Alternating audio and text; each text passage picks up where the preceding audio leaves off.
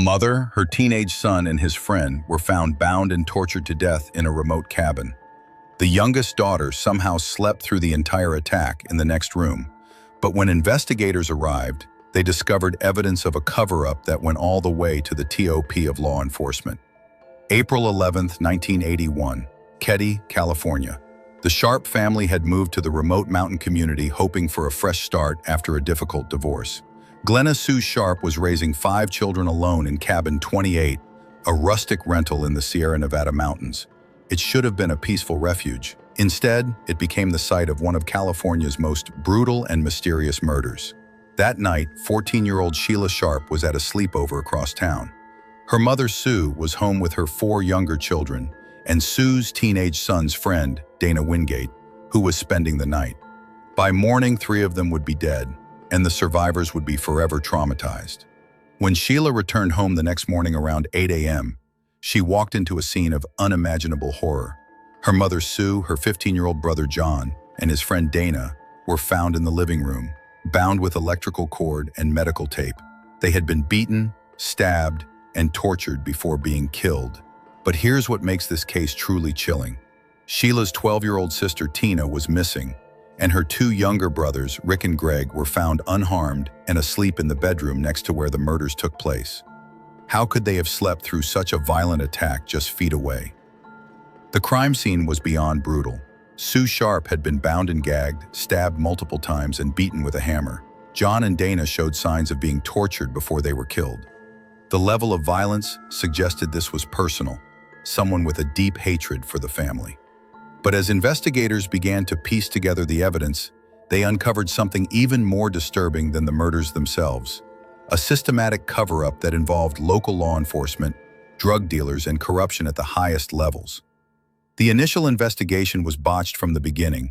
Evidence was contaminated, witnesses weren't properly interviewed, and crucial forensic evidence disappeared. It seemed almost as if someone was deliberately sabotaging the case. Local residents began coming forward with disturbing information. They spoke of a drug operation involving local law enforcement, threats against anyone who talked, and rumors that the Sharp family had somehow become entangled in something dangerous. The missing daughter, Tina, became the focus of a massive search effort. For 3 years, her fate remained unknown. Then, in 1984, her skull was found in a remote area about 50 miles from Keddie. She had been murdered, but her body told a story that investigators are still trying to understand. As the years passed, witnesses began dying under suspicious circumstances. People who claimed to have information about the murders suffered mysterious accidents or disappeared entirely. The case grew cold, buried under layers of corruption and fear. But in recent years, new investigators have taken on the case, and what they've discovered is shocking.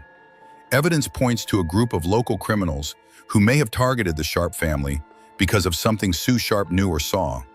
The murders may have been intended to silence her permanently. Even more disturbing, evidence suggests that local law enforcement knew who the killers were, but covered it up to protect their own involvement in illegal activities. Witnesses have come forward claiming they were threatened by police to keep quiet about what they knew. The surviving Sharp children, now adults, have spent decades seeking answers. They've endured years of threats, intimidation, and having to live with the knowledge that their family's killers may have been protected by the very people sworn to bring them to justice. Recent developments in the case have brought new hope for answers. DNA evidence that was previously lost has been recovered, and new witnesses have come forward. But the corruption and cover-up have made the case incredibly complex to solve. Who had the power to cover up such a brutal crime? What did Sue Sharp know that was worth killing her entire family? And why are people still dying to keep the truth buried?